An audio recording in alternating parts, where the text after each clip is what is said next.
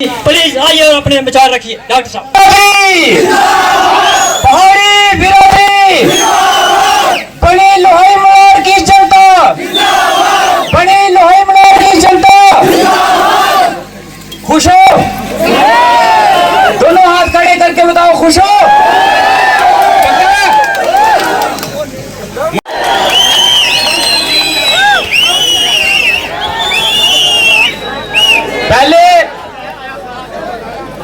पहले तो मैं बनी लोहाई मलार की जनता, हमारे बुजुर्ग, मेरी माताएं बहनें, मेरे दोस्त, मेरे छोटे छोटे दोस्त जिनका वोट भी नहीं बना था,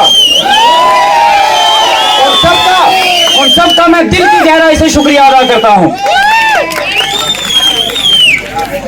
आज सिर्फ आप लोग ही नहीं, ऊपर वाले ने भी बारिश करके ये दिखा दिया कि वो भी खुश है। आज जनता का फैसला के साथ साथ भगवान का भी फैसला सारी दुनिया ने देख लिया। ये जीत जो है, ये ईमानदारी की जीत है, ईमानदारी की। जब हम इलेक्शन में उतरे थे, हमने बोला था, एक वादा किया था कि ईमानदारी से इलेक्शन लड़ेंगे, और ईमानदारी से लड़ी और जीत भी ईमानदारी की हुई है।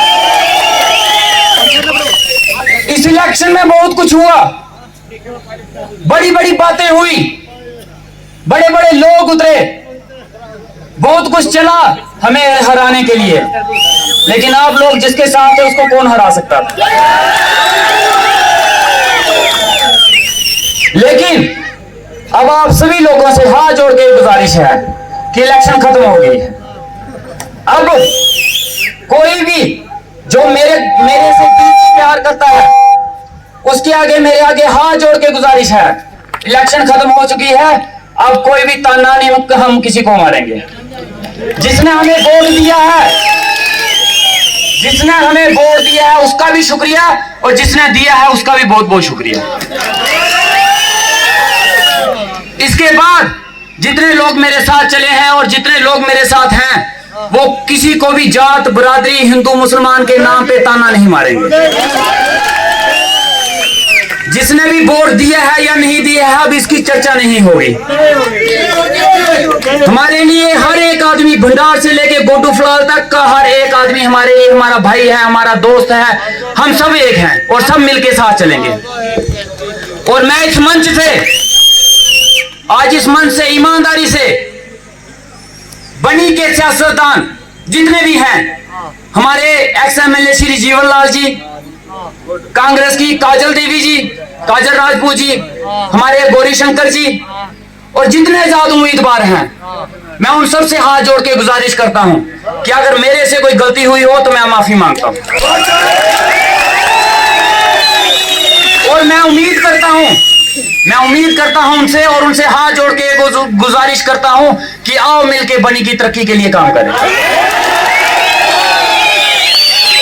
मेरा वादा रहा यहां से, मैं आज मंच से वादा करता हूं कि अगर उन लोगों को कोई परेशानी आएगी, उनके साथ चलने वाले उनके वर्करों को कोई परेशानी आएगी, तो रामेश्वर सिंह सारे काम छोड़ के सबसे पहले उनके काम करेगा। कोई भी जात पात, हिंदू मुसलमान के नाम पे कोई भी बात नहीं होगी, कोई वोटरों के नाम पे बात नहीं होगी, अब डेवलपमेंट पे बात होगी, और डेवलपमेंट को लेके हम काम करेंगे।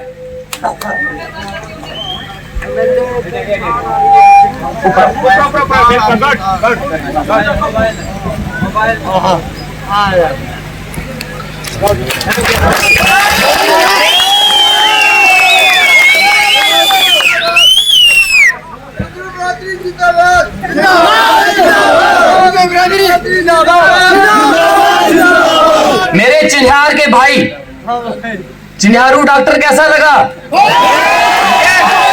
आया पसंद चिन्हारू डॉक्टर? चिन्हारू डॉक्टर देख लिया कि वो क्या कर सकता है।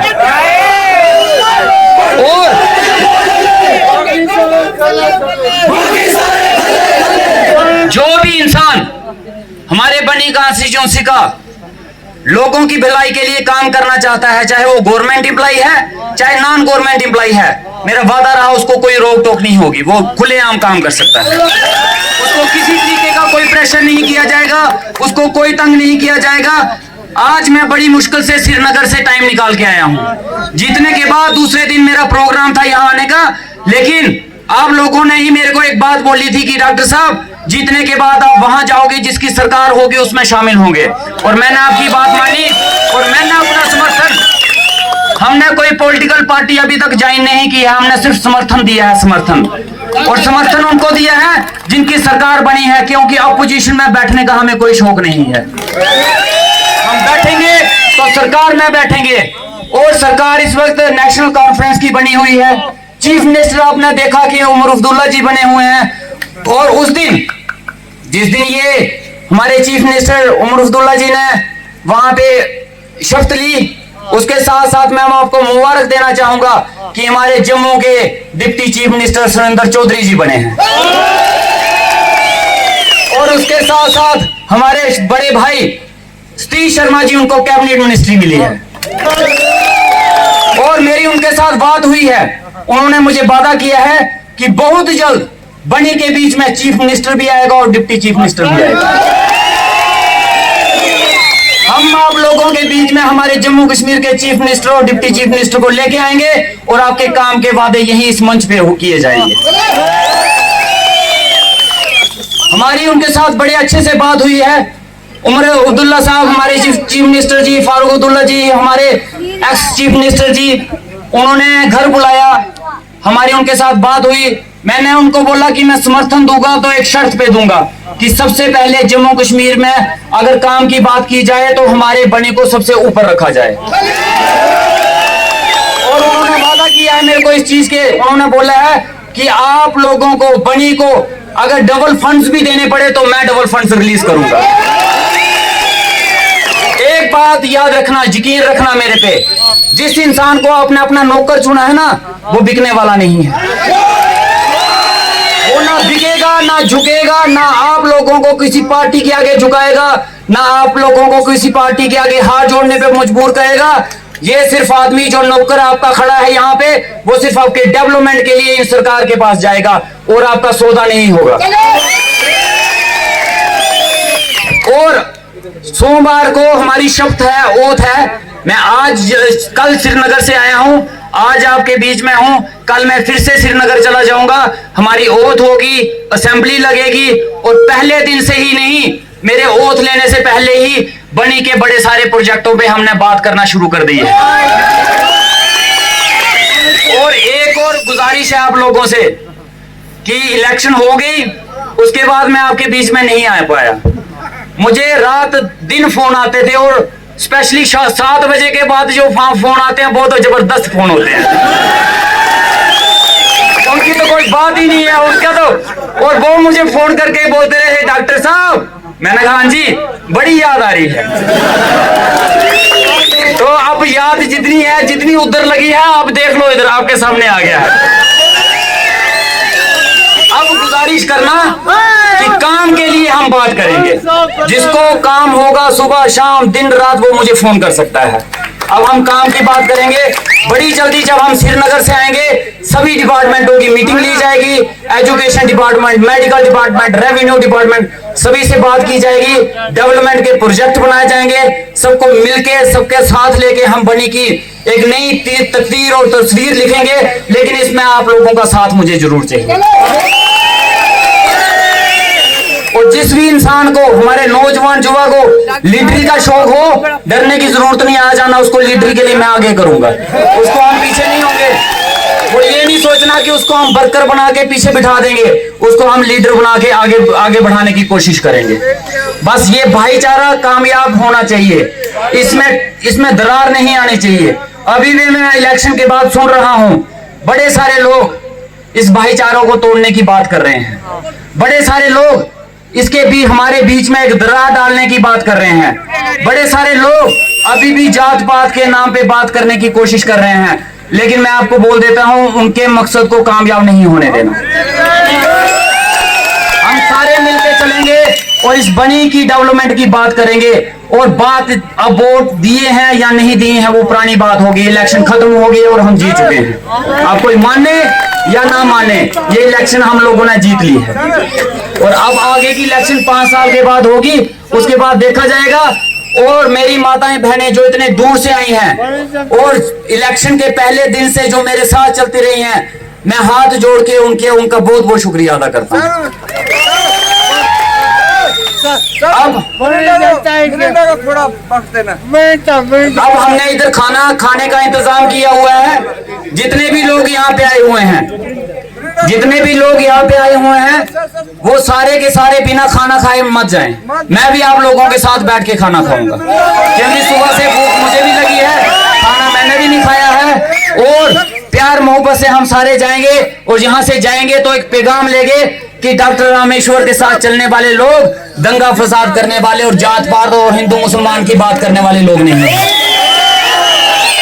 हम लोग भाईचारे की बात करते हैं, सबको साथ लेके बात करते हैं। और जो लोग यहाँ पे हिंदू मुसलमान की बात कर रहे हैं कि ये एनसी में चला गया तो एनसी में दंगे फसाद हुए थे, एनसी में मिलिटेंसी हुई थी, तो मैं उन लोगों को एक बात पूछना चाहता हूं। अभी जो मिलिटेंट अटैक हुए हैं मशेटी लोहाई मलार में 5 हमारे जवान मर गए। मेरी रैली से एक दिन पहले वहां पे हमला हुआ, वहां पे एक जवान शहीद हो गया। अब किसकी सरकार है? अब किसने हमले करवाए? अगर उस समय एनसी की सरकार थी, मिलिटेंसी थी, अगर एनसी जिम्मेवार थी, तो अभी जिम्मेवारी भी वो ईमानदारी से लें कि अभी हमारी सरकार है, जिम्मेवार हम लोग हैं। इतना तो ईमानदारी रखने की कोशिश करें।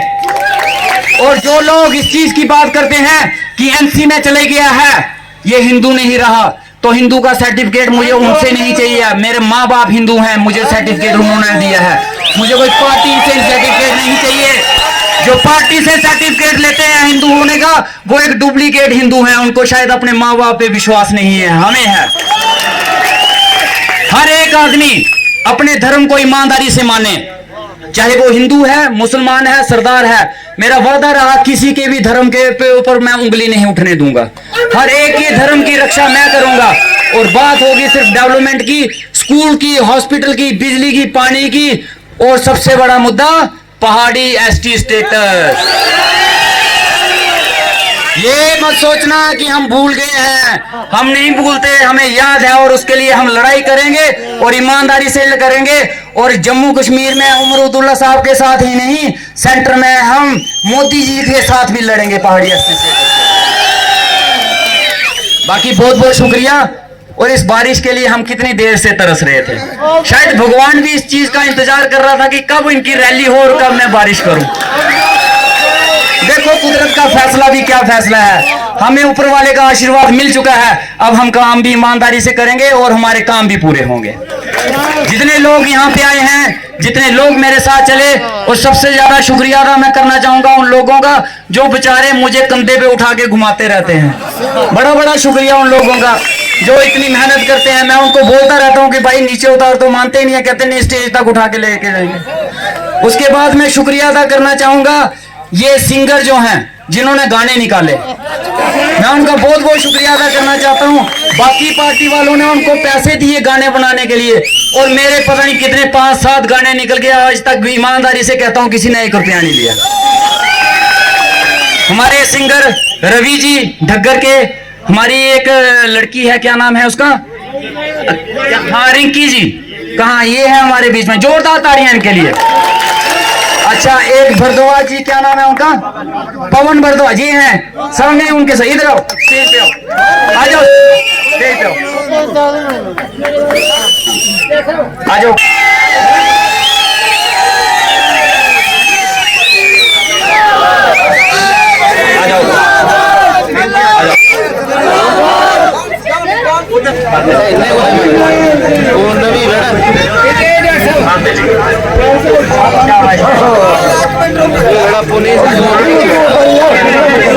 जाओ एक बार गाना सुनना इनसे। हेमंत जी पहले मैं गुजारिश करूंगा कि रवि जी अपने से शुरू करेंगे, और सबसे पहले गाना भी इनका ही निकला था। 2-2 बोल मैं चाहता हूं कि 2-2 बोल रवि जी, हमारी ये रिंकी जी, भरद्वाज जी, 2-2 बोल आपको जरूर सुनाए। रवि जी।